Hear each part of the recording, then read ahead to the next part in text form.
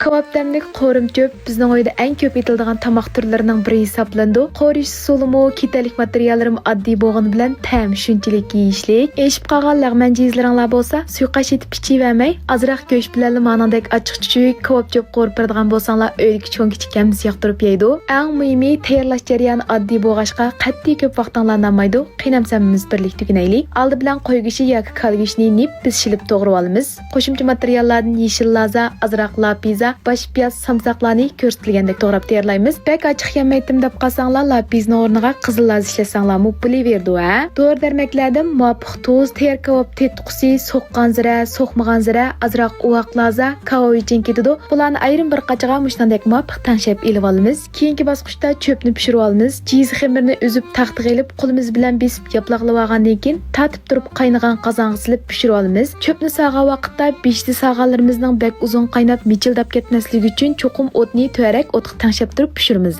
Pishgandan keyin suzib ilib sovuq suvda 2-3 qatim chayqab, suyini pak sayqitayotgandan keyin cho'ngroq bir qachiq silib, qo'rg'anda rangidan chiroyli chiqish uchun azroq changyu, zaytun mi berib yaxshi aralashtirib, cho'pni ranglantirib tayyorlab olamiz. Orqadan qozonni muvofiq may qo'yib olamiz. Ishlatganim El Nuri va Labrat markasidagi Ispaniyadan import qilingan yuqori temperaturada qizdirib qo'rishga mos keladigan tunji siqim zaytun mi.